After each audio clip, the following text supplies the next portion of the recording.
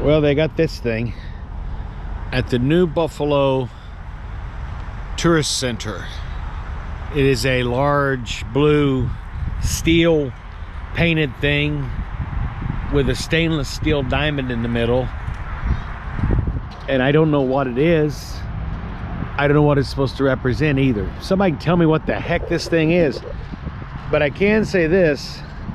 They spent a lot of money on something that they could have fixed their roads with. Uh-oh, what is this?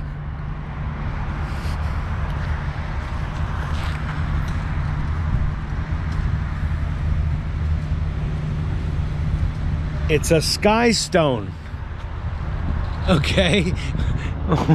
What the heck's a sky stone? I don't know. Hello, family friends. New Buffalo, Michigan. I don't know what they did with the old Buffalo, but this is the New Buffalo Welcome Center. Had a change to my load.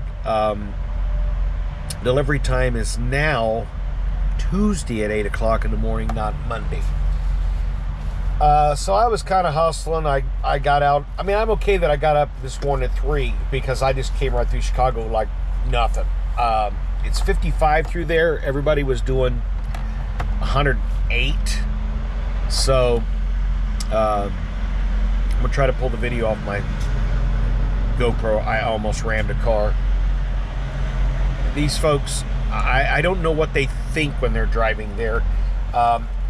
2 lanes coming down, exit lane. I'm in the right-hand lane because I'm getting passed by everything. I'm in the right-hand lane. This car just jumps out of the exit lane right in front of me, and I stomped on the brakes so hard my camera went off to record a, what they call a critical incident, a hard braking. So I'm really hoping the stop blocks did their job, because I had this truck on its nose, and it ain't gonna slide, but I mean, I was braking hard, dude. And I would love to have just followed them down the ramp and get out my really nice case knife and just cut their valve stems off their car. They don't grasp the significance of pulling their dumb ass out in front of a moving semi. They don't get it. You know?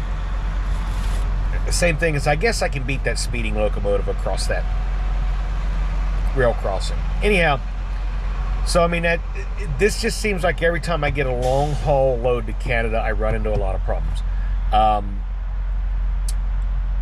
As you know, I got delivered late, or I got unloaded later than what I wanted to. I rolled into Kansas. Got the load. I was just too tired. I laid down. I'm not going to drive tired. Ain't going to happen. Laid down, got under the trailer. It has no rope on it. I had to go get rope, as I explained. Had to re-rope, retie everything.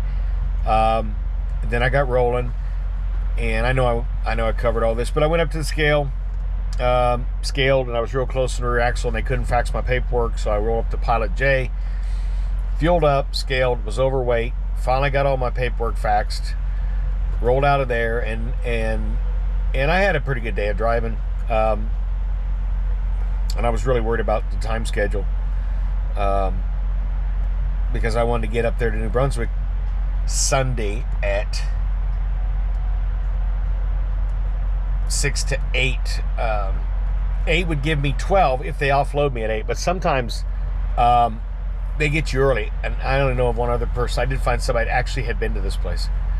But I don't want to roll in there at 6 and they come and knock on my door at you know, whatever time, and I got to pull back out and then find a place to park for a couple hours and until my rest breaks up. So I like to roll in a couple hours. Yeah, it might be 14 hours I sit there. You know, it might be 12, but as long as I get my 10-hour break in there, I'm okay. Well, since they moved it out to Tuesday, I got all the time in the world. The problem is I had just rolled past the portage yard 30 miles back. So I'm not really interested in sitting in truck stops and flying J's all the way through Canada for an extra day. because if I don't need fuel, I can use their en routes, which are rest stops that have restaurants in them and everything like that. Some of them you can get a shower in. I don't want to be, I mean, I use the en routes to overnight, but I don't want to be an extra day sitting in places in Canada when I can go back here to Portage and just take the outer route miles. I can get a shower if I want to. I can do laundry if I want to. Whatever. And of course, with everything else that was going on, I get up this morning and I pre-trip the truck, and I have an over temperature warning. And I look at the gauge, it says about 110 degrees. So I shut the truck off, restart it, over temperature warning. So I called Extended Services, who's the Maverick people at night. And he's like, well, first I called 2 shops. I got no answer to either shop. Because my main question was, if I can't get this straightened out, will this truck make it to Portage, which is where I just passed, so they can work on it? So neither shop answered, so I called Extended Services. He moved me over to FleetNet, who's the people that do our breakdowns, repairs, everything on the highway. And it rang, and then it went to, and it put me on hold. And I got to listen to this horrible shopping music for about 5 or 10 minutes, and I decided I'm just going to take matters in my own hands here. So I hung up the phone and got a hammer, and I beat the light right out of the dash. Okay, I didn't do that.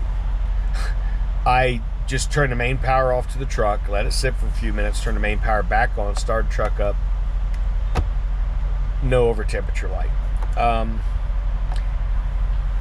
But as you can see, it's never a cake. It's rarely a cakewalk out here. It's always, it just seems like it's always something, you know. It's just always something. I was off 60 some days or whatever. I came out. It was. Oh, we're blinded, and it was great. It was absolutely. The truck left next to me.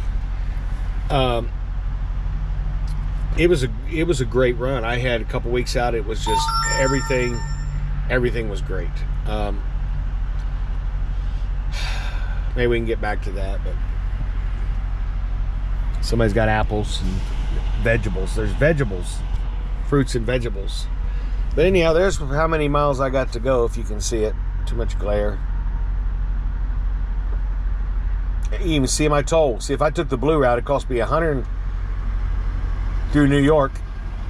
You want to know why everybody avoids New York? Look at the tolls. Michigan's tolls.